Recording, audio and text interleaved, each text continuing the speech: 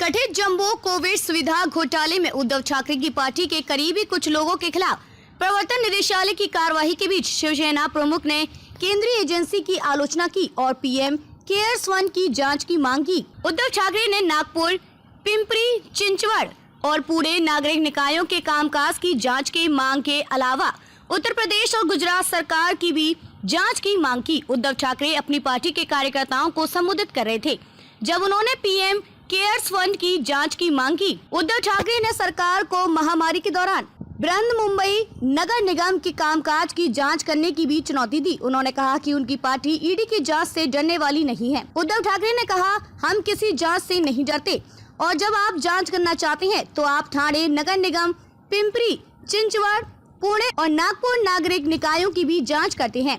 महाराष्ट्र के पूर्व मुख्यमंत्री ने कहा, पीएम केयर्स फंड की भी जांच करें। पीएम केयर्स फंड किसी भी जांच के दायरे में नहीं आता है। लाखों करोड़ों रुपए इकट्ठा किए गए, कई वेंटिलेटर खराब थे, हम भी जांच करेंगे। सप्ताह के दौरान प्रवर्तन निदेशालय ने कथित तौर पर शिवसेना के प्रमुख नेताओं संजय राउत और आदित्य ठाकरे साथ ही बृहन्मुंबई नगर निगम के केंद्रीय खरीद विभाग से करीबी संबंध रखने वाले व्यक्तियों से जुड़े स्थानों पर तलाशी ली। प्रधानमंत्री नागरिक सहायता और आपातकालीन स्थिति में राहत पीएम केयर्स फंड की स्थापना 2020 में एक सार्वजनिक धर्मार्थ ट्रस्ट के रूप में की गई थी, जिसका उद्देश्य मुख्य रूप से कोविड-19 महामारी से संबंधित संकट से निपटने के लिए एक समर्पित राष्ट्रीय कोष बनाना था। प्रधानमंत्री अध्यक्ष हैं और सदस्यों में रक्षा मंत्री, गृह मंत्री और वित्त मंत्री शामिल है। पनवेल नगर निगम की ओर से आवारा बिल्ली टीकाकरण और नसबंदी केंद्र का उद्घाटन आयुक्त गणेश देशमुख ने पौड़ी स्थित कुत्ता नियंत्रण केंद्र की ऊपरी मंजिल पर किया। बिल्लियों की बढ़ती आबादी को ध्यान में रखते निर्णय लिया है। आवारा बिल्लियों की संख्या को नियंत्रित करने के लिए पनवेल नगर निगम को भारतीय पशु कल्याण बोर्ड से निर्देश मिले थे कि जिस तरह आवारा कुत्तों के संबंध में नसबंदी कार्यक्रम लागू किया जाता है, उसी तर्ज पर आवारा बिल्लियों के लिए भी नसबंदी अधिनियम लागू किया जाए। इस केंद्र में पनवेल नगर निगम क्षेत्र में सड़क पर आवारा बिल्लियों का टीकाकरण और नसबंदी किया जा रहा है। औसतन 300 बिल्लियों का टीकाकरण और 200 बीमार बिल्लियों का दवा से इलाज किया जाएगा। नगर निगम के इस केंद्र पर हर मंगलवार, गुरुवार, शनिवार को सुबह 9 से 5 बजे के बीच बिल्लियों का टीकाकरण और नसबंदी की जाएगी। इस सेंटर पर नगर निगम की 4 एम्बुलेंस हैं और नगर निगम की इस एम्बुलेंस के जरिए आवारा कुत्तों और आवारा बिल्लियों को पकड़ा जाएगा। सर, काय सांगाल, आपल्याकडे मांजरेचं निर्विजीकरण केंद्र उभारण्यात आलेलं आहे। पनवेल महानगरपालिकेने पोदी येथे मांजरांचं निर्विजीकरण केंद्र सुरू केलेलं आहे। यापूर्वी आम्ही श्वानांचं निर्विजीकरण करत होतो। नुकताच राज्य शासनाचे आदेश प्राप्त झालेले आहेत आणि त्याप्रमाणे मांजरांसाठी सुद्धा निर्विजीकरण केंद्र सुरू करायचं होतं। याची तयारी आम्ही गेले 1-2 महिन्यापासून करत होतो। आवश्यक ते स्टेनलेस स्टीलचे केज आम्ही त्यामध्ये खरेदी केलीत।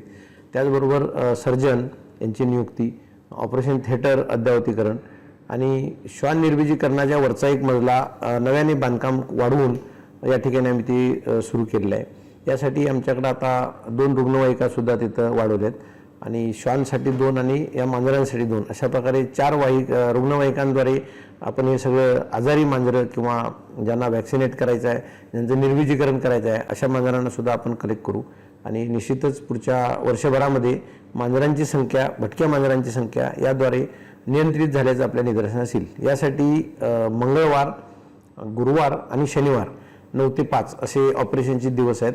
भटक्या मांजरांना आम्ही गोळा करून आणू किंवा त्यांना आम्ही उचलून आणू, परंतु कोणाला जर घरातून स्वतःच्या मांजरांचं करून घ्यायचं असेल तर त्यांनी आमच्याकडे नोंदणी केल्यानंतर त्यांच्यासुद्धा मांजरांचं निर्विजीकरण केलं जाईल। सर, माननीय न्यायालयानं प्रत्येक महानगरपालिकेला सांगितलं होतं हे करण्यासाठी, मात्र आपल्याकडे पहिली वेळ करण्यात आलेलं आहे। हां, आमच्या जसं ज्या पद्धतीनं जेव्हा आम्हाला ते न्यायालयीन आदेश त्याचबरोबर राज्य शासनाचे आदेश प्राप्त झाले, आम्ही तातडीनं पावलं उचललीत आणि आमचं कालपासून केंद्र सुरू झालेलं आहे। हाँ सर, पनवेल म्यूनसिपल कॉरपोरेशन ने बिल्लियों का निर्विजीकरण केंद्र कल से शुरू किया है। इससे पहले हम लोग श्वान का निर्विजीकरण केंद्र चलाते थे। उसी के चलते कुछ महीनों से पहले हमें राज्य शासन और माननीय न्यायालय का आदेश प्राप्त हुआ है और बिल्लियों का भी निर्बीजीकरण केंद्र करना है, तो वो हमने कल चालू किया है। उसके चलते हफ्ते में 3 दिन मंगलवार, थर्सडे और शनिवार, ऐसे 3 दिन हमें निर्बीजीकरण केंद्र में ऑपरेशन करेंगे। और जो भी बीमार कैट्स रहते हैं, बिल्ली रहती है, उनका भी इलाज यहाँ होगा। और पालिव भी और जो भटके रहते हैं, जो समाज में इधर उधर गली में घूमते हुए दिखते, वो भी बिल्लियों का कैस्ट्रेशन और निर्बीजीकरण यहाँ पे होगा। सर, पहली पनवेल नगर निगम है जहाँ पर केंद्र चालू हुआ है। राज्य शासन के निर्देश प्राप्त होने के बाद जल्द से जल्द हमें ये करना था, इसीलिए हमने ये जैसे ही हमें आदेश मिला उसी आदेश के चलते हमने निर्बीजीकरण केंद्र चालू किया है। मेरे हिसाब से अभी बम्बई में हाल ही में ऑलरेडी बहुत सालों से चल रहा, उसके बाद अभी सुना तो नहीं है, लेकिन शायद ये हो सकता है पहला होगा।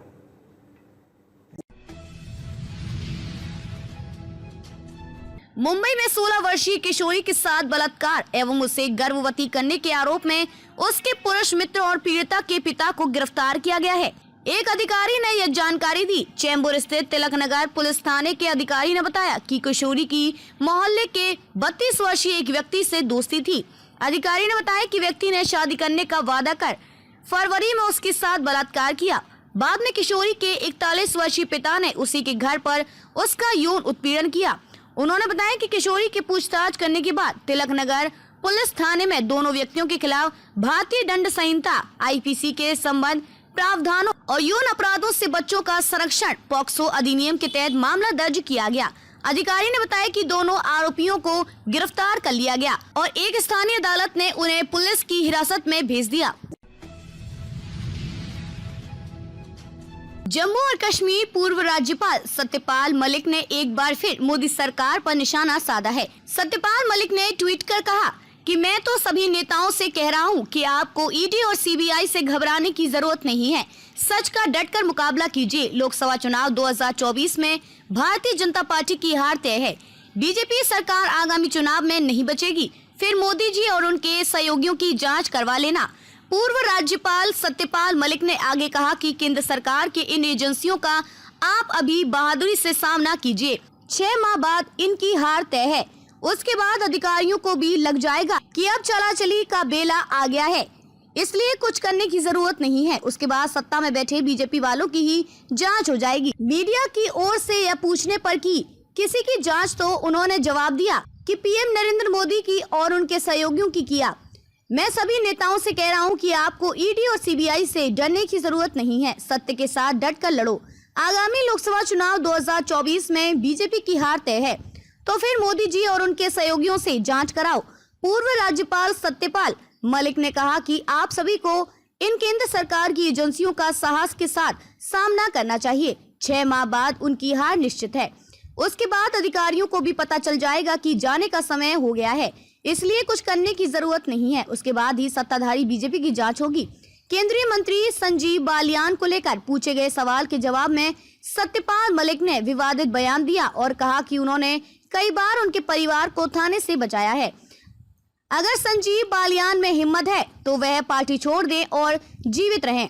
प्रमुख विपक्षी राजनीतिक दलों के नेताओं ने कल अगले लोकसभा चुनाव में प्रधानमंत्री नरेंद्र मोदी और उनकी पार्टी भारतीय जनता पार्टी को चुनौती देने के लिए एकजुट होने का संकल्प लिया और अगले महीने शिमला में अगली रणनीति पर विचार विमर्श करेंगे। दूसरी ओर आम आदमी पार्टी ने यह कहकर विपक्ष की एकजुटता की पूरी कवायद पर सवालिया निशान लगा दिया है कि जब तक कांग्रेस दिल्ली को लेकर केंद्र के अध्यादेश पर अपना रुख स्पष्ट नहीं करती, तब तक वह अपने साथ नहीं रहेगी। विपक्षी दल की किसी भी बैठक में भाग ले। बिहार के मुख्यमंत्री नीतीश कुमार और उप मुख्यमंत्री तेजस्वी यादव की मेजबानी में मुख्यमंत्री आवास एक अड़े मार्ग पर एक बैठक हुई, जिसमें 15 दलों के लगभग 30 विपक्षी नेताओं ने भाग लिया।